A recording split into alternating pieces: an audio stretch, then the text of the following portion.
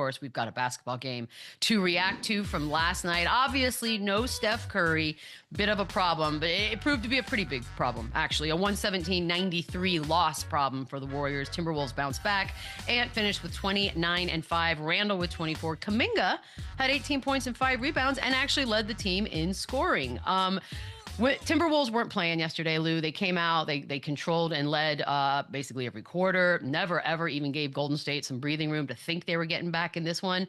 I know the Timberwolves have been one of about a handful of teams that we sort of looked at side-eyed throughout the season because we weren't quite sure what to make of them. But this roster seems like they are pretty good as far as playoff strength goes. Is that what you're seeing? Yeah, you got to give them a lot of credit. They got a lot of moving parts that they can plug in that works for them on both sides of the ball. On an offensive end, obviously you got Ant-Man, now Julius Randle, he's finding his stride. They're finding ways to get other guys involved in offense. McDaniels, Alexander coming off the bench, obviously Naz Reid, DiVincenzo. All of these guys can go get you a bucket. And then defensively, like I said, when they go to that small ball lineup, they got a lot of different guys that can guard 1 through 5, and it just works for them. And another big thing that's going for Minnesota that you're starting to see affect other teams, they're healthy. Like they have all of their guys in the lineup, and in playoff basketball, that's what you want. You want to be at 100%. Well, already your guys in the lineup, even though Ant-Man is dealing with an ankle injury, and all of these guys are going to have little knickknacks and things that's going to label them as banged up. But other than that, this is a team that's moving full strength, and you can see that in the bounce-back win last night. I save the Anthony Edwards thing because I do have questions about that, and we're going to get to him in a second. But Julius Randle is it's a feel-good part of this entire thing, right? We all know his days in the Knicks and the playoffs there, and people weren't happy with him, and he seemed to sort of crumble sometimes under the hate of everything or the height of everything. 24 points, 11 assists, 7 rebounds. That would make him the first Timberwolves since the great Kevin Garnett to do a 25 and 10 in a playoff game situation. So I don't know if it's change of scenery, Lou. I don't know if perhaps not everyone's cut out for Madison Square Garden, but he seems to be thriving right now. No, it's just situation. You gotta find your groove. Like we're talking about Madison Square Garden. Remember, he started with the Lakers. Yeah.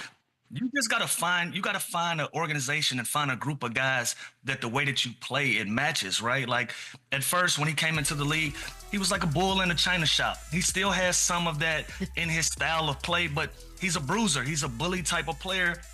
And you got to find a rhythm. You got to find a group of guys where that makes sense. And that's the style of play that the team goes about it. And Minnesota is that for him. New York Knicks, Lakers, they weren't those style of basketball teams. That wasn't their brand of basketball. Now in Minnesota, he got other pit bulls around him. He got other guys that are like-minded and his style of play fits, So I think that's more important than anything, opposed to the name on the front of the jersey. It's really the style of play and how organizations want to be labeled or what is your brand of basketball. That's Minnesota's brand of basketball. I think that's why it fits for Julius Randle, the way that he plays here. Even him adding the jump shot, adding a 3-ball to his game. Ant-Man did the same thing. Sat down this summer, I wanted to be more efficient from the 3-point line. Like these guys just mix. This is the right place for him to be at the right time in his career. I mean, he comes back from injury. That doesn't seem to slow him down at all. Yep. There has to be something, though, Lou, it's a different coverage, right? Like playing in Minnesota, I have to believe, feels slightly different than what you hear if you're in Los Angeles, but even worse when you're in New York. Yeah, it's obviously it's different. Those are two huge media markets. But as far as Julius Randle goes, his job stays the same. Only thing that he's expected to do is go out and compete and help whatever team that he's on win basketball games. That part doesn't change. Now, does the coverage change from market to market? Absolutely. Like New York is obviously a tough place to play, especially when they feel like you're not getting the job done. It can be rough on you.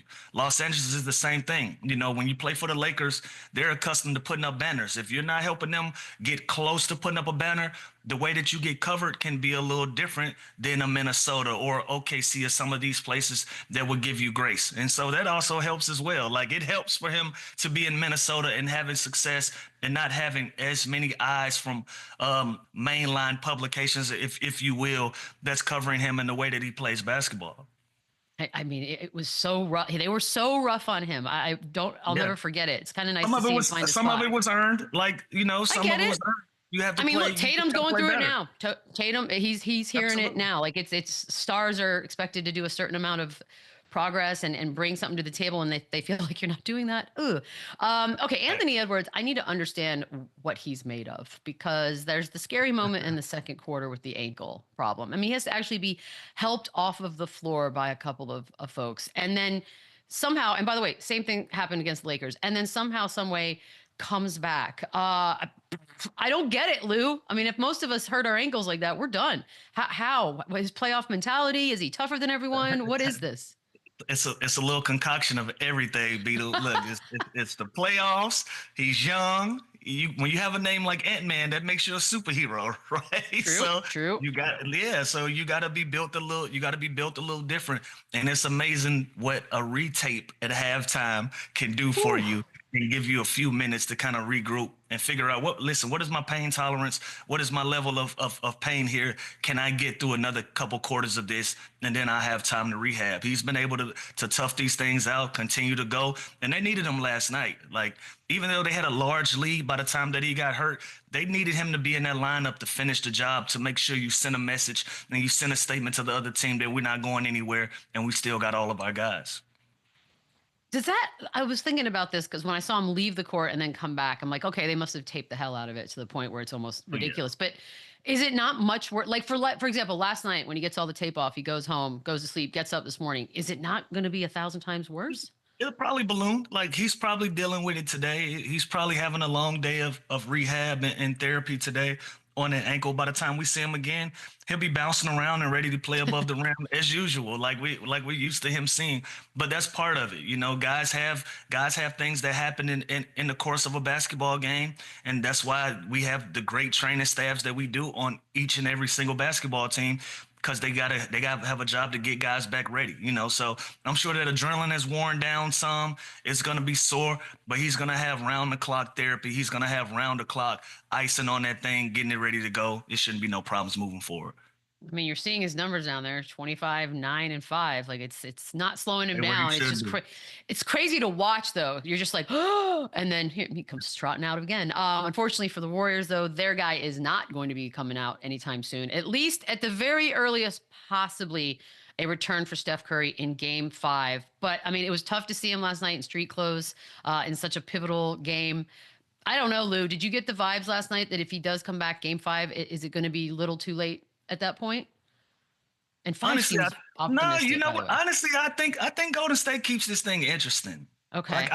I do. I still think they got enough to keep it interesting. Now, I think what Steve Kerr is trying to figure out by playing so many guys, he's trying to figure out who I can lean on. Who can I trust in this lineup right now with Steph Curry being out? Who can I plug in and play that's going to keep us on the road that we need to be on right now? That's why I feel like, in my opinion, that's why he's playing so many different guys. Now in the next game, I expect that lineup to kind of be sharpened up a little bit. I think he goes to like a 8 to 9 man rotation where he can figure out this guy, that guy can help me. You know, you got Post, you got Kaminga, figuring out what you're gonna do with Jonathan Kaminga. How many minutes can he play? Are you gonna start playing through him a little bit more? A lot of different questions, and so it's a trial and error. I felt like he was throwing things against the board last night to kind of figure out what will help me as we get deep into this playoff series. Which one of these guys can I trust? Who can I put out on the floor and make impacts for? So I think with Steph Curry still being out, Jimmy, Draymond back in the lineup still, Buddy Hield, like Buddy, it's the difference between being the mission and being the addition. Like, Buddy was the addition. Now he is the mission. He's going to make his adjustments with the way that he's being guarded. But I think that's the only thing. I think they still keep this thing interesting, but he was just trying to figure out what lineups work for him. And now you will see a new and improved Golden State Warriors team moving forward. I mean, 14 guys in the first half, by the way. That's first time That's, in playoffs since yeah. 1998. Here's my question, though, because, Kerr is the one that told us this is the deepest team, right? This was earlier in the season. Is it not a little weird or unorthodox at the very least to be trying this out now? Like the fact that you don't have sort of a semblance of an idea of what would work. He don't have a choice. He don't have a choice. You had listen. He had a group that was working for him. You ride that until the wheels fall off. And Beadle, the damn wheels fell off. Like the wheels fell off. When Steph Curry goes out, you have to try something different. When you have somebody who has the presence as large as a Steph Curry, you got to try everything. You can't leave nothing back. And so while I got a 1-0 lead headed back home, let me try it out. Let me play 14 guys and see who's ready for this moment, who's ready to step in and be an impact player. He tried it last night. It didn't work, but I guarantee you he has a better idea of who he can throw out there on the floor that's going to give him good impact minutes moving forward. And oddly enough, one of the heroes of the night was the guy that couldn't seem to get minutes at all. We'll get to Jonathan Kuminga, but we, of course, have a Draymond Green update, ladies and gentlemen. It was coming. We knew that. Second quarter. A technical. Boom. Naz Reid in the face. A little bit of foul there. All right. So he has. Look, does he have I don't even know what to say anymore. Is he right to be this upset about a technical? His fifth of the playoffs, by the way. Nah, Dre tripping. Listen, one thing about Dre, anytime you foul him, he's gonna foul you. Like, listen, if you're within reach of getting hit, kicked, pushed, shoved, and you foul Draymond, you're gonna get hit back. That's just the nature of it. And obviously, we know Draymond's pedigree. We know he's gonna be upset and he's gonna be highly competitive in all of these games and a lot of these scenarios throughout the game and situations. But this is just funny. He always finds a way to smack a guy or push him or shove him or something really when does. they're too close to. Yeah, I love it though. I love it. Back up a little bit. It's like he has a magnet for other dudes' faces. Like it's just his hand finds it. His elbow finds something finds it. You don't want to get smacked in your face. You need to back up a little bit. That's all. But here's the thing: he get 2 more tees, but I don't know realistically how long we'll have these Warriors in this playoffs. But he gets a couple more, and he's got a game suspension on his hands. Steve Kerr actually had to remove him last night at one point because the refs were just hearing it. They were down 16 in this moment. I imagine that gives a little bit of oomph to it all. But they need Draymond, and so. We've seen this before, Lou. I think the people that don't love Draymond, these are the types of moments they glom onto because it's like your team needs you and you're out here risking it all. So as a teammate, are you frustrated? I mean, you even see Steph out there. Are you frustrated by this? I don't know if frustrated is the word. You know, I am a little concerned because, again, we know who Draymond is. We know how competitive and how fiery he is. Like, it doesn't matter what day of the week it is. It doesn't matter how many technicals he got. He's going to be the same Draymond Green. He's going to be the same person. And then he's going to explain to us in detail what was his thought process afterwards. But in that moment, he's going to be fiery and he's going to be himself at all times. And so with that, you know what you're signing up for when you're his teammate. You know, that's why you see Steph Curry go over there and tell me, hey, bro, chill. You already got one. They've already let you say your piece. They've already let you do the demonstrative things. At this point, you got to chill. You got no more leverage in these situations. Let's chill out. Let's take a breather and let's come back. And that's what you love from Steph Curry. But also, if I'm a teammate of Draymond, I don't want him to change. I want you to be the security guard. I want you to be the head of the snake when it comes to how we fight, how we argue, how we challenge everything. We don't give an inch from play to play, and we just don't give you anything, referees included. I enjoy this. I want a guy like this on my basketball team. Do I want him to take it too far? Absolutely not. I want him to be able to keep it in check. And for the most part, Draymond is able to do that besides the times when he's being strategically thrown out of a game when he knows he's getting thrown out. But he knows what to say. He knows how to take it all the way up to that limit before he gets thrown out of a game. And that's what you can appreciate about him. But again, he's not going to change, and he's not going to be anybody different than himself every single time we see him on the floor.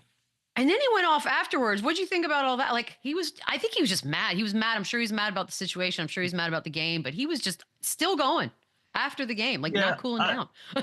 I saw some of it, and some of it seemed to be personal. Some of it seems to be what he was speaking to outside of basketball. Like when you start coming with narratives that doesn't have anything to do with basketball, and it's just about who I am as a person, who I am as a man, and things of that nature. Like he said, I'm successful. I have a beautiful family.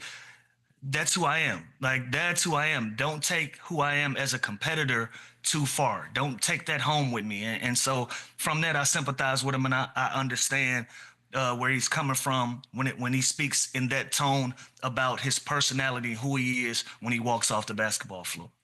But he, for example, I think he shows to be angry on courts all the time, but I don't think that's lending itself, in my opinion, of Draymond Green to a bigger sort of condemnation of who he is, the man. Yeah, I think you're an angry dude on courts. I mean, the thing about it is, I don't know if you saw this, Lou, as soon as all of that sound comes out, the internet, as the internet tends to do, just basically spliced every moment of anger that he's ever had on a court and put it all together and was like, bam. So this is just giving fuel to the crowds, which I don't know if it's a good idea or not.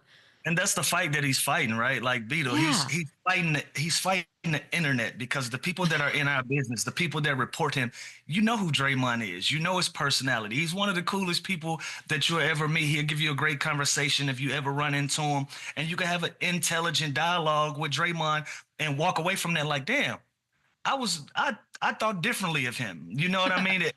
It leaves you with that smile on your face when you encounter him. But if you never met him and these are the only things that you see of him, this is where people draw their opinions. And you know, the internet is gonna internet. They're gonna have their fun. They're gonna meme it up. They're gonna create whatever narratives they want of him. And sometimes it can get under your skin, and it can be a bit much, and it forces you to be in a position where you got to defend yourself. And I feel like that's what he was doing yesterday. He probably saw some things that was outside of a competitive nature and how he was being spoke about, and he didn't like it. Yeah, and allegedly there was something happened while he was on the bike. Who knows? But at least they're going home. It's a little friendlier confines there. We're going to take a quick break. Sam Amick is back on the other side. We're going to talk about all of the playoffs when he's here. Running back.